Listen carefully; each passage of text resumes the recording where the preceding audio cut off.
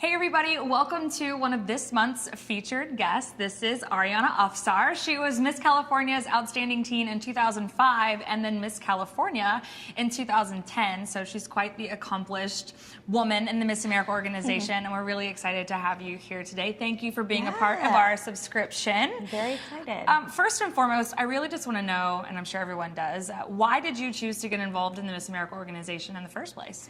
Actually, I thought it was a singing competition, to be quite honest. I thought it was a talent, and so I subscribed with the talent intention just to have another way to perform. And then I quickly realized that they had so many different areas of competition and that it was a pageant at the end of the day. And I really was excited to be involved, and then I found out that scholarship was a huge part, so I was hooked. Yeah, and then you won on your first try. I did, yeah. I was San Diego's Outstanding Teen and then went on for Miss California's Outstanding Teen and went on to the first year that they had Miss America's Outstanding Teen. Awesome. It's great. That's crazy. So obviously there was a big sort of time gap between competing and the teen program and then becoming Miss California.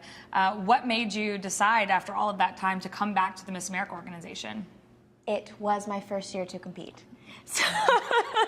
So again. So it was, no, I think, and it was actually really funny because I have totally been involved in other pageant systems, and I think that's a really important part, to try all different types of organizations and see what you like. So I did other organizations and realized that Miss America is where I felt most comfortable with. Like again, talent is a huge part for me, and having that 35% of the score was something that I wanted to continue to be involved in. So I did pageants in between the teen and the Miss program, and I, to say the least, failed at them miserably. I did not do well, and so it's quite, you always get that, oh, first time. Having the teen program was obviously a big help, but just because you have been successful in one doesn't mean that you're successful in everything. So I came from a sense of failure coming into the Miss America organization my second time as a Miss, and that kind of, in a way, is like a humbling experience and makes you just realize what you're trying to do instead of forgetting about the crown. Yeah. And what was the biggest difference between being a teen title holder to you and being a Miss title holder? The obvious difference is the swimsuit competition. Being a 13-year-old versus an 18-year-old, still that insecurity is very prevalent of wearing a swimsuit on stage and then on national television. So that's definitely the biggest thing.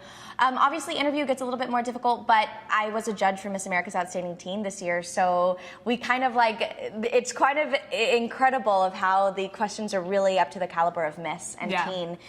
The teens, especially as the years have progressed. Yes. I also competed in the teen program, and to listen to the things that the teens go through these days as opposed to when I was 13 and competing, it's a little bit different. But those are some pretty obvious differences. What about the job aspect of, you know, granted, when you were a teenager, you didn't have the level of independence that you may have as a Miss California, but just the job expectations. What did you expect as a teen title holder? Obviously not very much because it was your first time, but you had that level of expectation going into Miss. What was the biggest difference for you? Yeah, there's definitely a bigger commitment as Miss California versus Miss California's Outstanding Teen because you're a high schooler.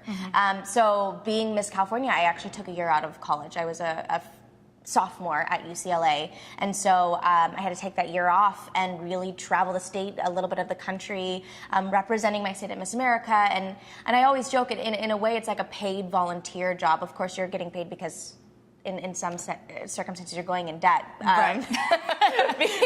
So like a little bit of money goes a long way but you're changing so many lives via either your platform or the Children's Miracle Network. There's great opportunities for you to grow as an individual and become more independent. My year of being Miss California is really shaped who I was. 1 year really shaped who I am. It's a lot of life packed into one experience. Now, California is really known for having great sponsorships and really great partnerships. And what do you attribute that to? Do you think it's mostly the title holders, or that they have a great relationship with the board? I'm sure there's a little bit of both, but what do you think keeps those sponsorships coming back year after year? I think it's definitely the title holder's responsibility. As Miss California or any state or Miss America, you have to treat the sponsorships for the Miss California organization and not just for yourself. Right. And that's when sponsors don't end up coming back is when a title holder takes advantage, whether it be on the local, the state, or national level. So you have to really make sure that it's for the organization, and you're finding these sponsorships who believe in the organization and not just yourself. And then they continue to believe in the work that you do throughout the year, because they get, you know, those gestures of gratitude from the title holder as well. What are you most proud of? Obviously you were very young, and that was what, almost 6 years ago now for you? Oh my gosh. Crazy. What are you most proud of in that time that you spent being Miss California? Well, I take that question as like, what was my favorite appearance, I guess. And I think there were two things. My platform is a helping hand for America's seniors, was Adopt a Grandfriend. All in all, it's just basically helping senior citizens. And so I was able to speak for the National Center for Assisted Living, both in their national conference, which was in California while I was Miss California, as well as going to Washington, D.C. for the National Lobbyist Organization, which was incredible. And it's quite amazing that it's still, because of the work that I did as Miss California, even as I was a teen, it's still a huge part of my life. And I think that that's what's a true testament to every platform for every contestant, that the work doesn't stop once the title's over or once you age out. The work continues because it's really been a huge part of my life. And it was kind of, in a way, forced because I needed a platform when I was 13, but because of the years that I attributed contributing my life to it, and now it'll never leave.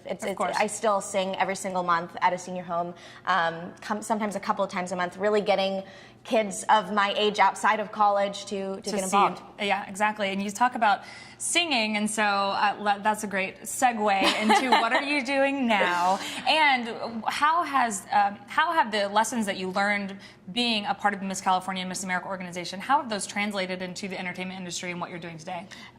Thick skin, having a thick skin, absolutely. Being Miss California or being Miss San Diego or being Miss America, you deal with a lot of criticism as well. It's not all glitz and glam. So being able to have that thick skin is really prevalent as being in the entertainment industry. What I'm doing now is I'm working on, well, actually, I just signed with an agency out here in New York, which is quite incredible. Both representing me in LA and in New York, and then I'm working on my EP, which will be released in 2016. And yeah, it's all good: acting, singing, hosting, all that fun stuff. So awesome. Well, we're very proud of you. Thank you. Ari was a part of Claire's class, as many of you may have caught on to the year 2010. So she's been very close to us. We're really excited to have you here. Thank you very much for sharing your knowledge and your experiences today with our subscribers. And we look forward to seeing you guys next time.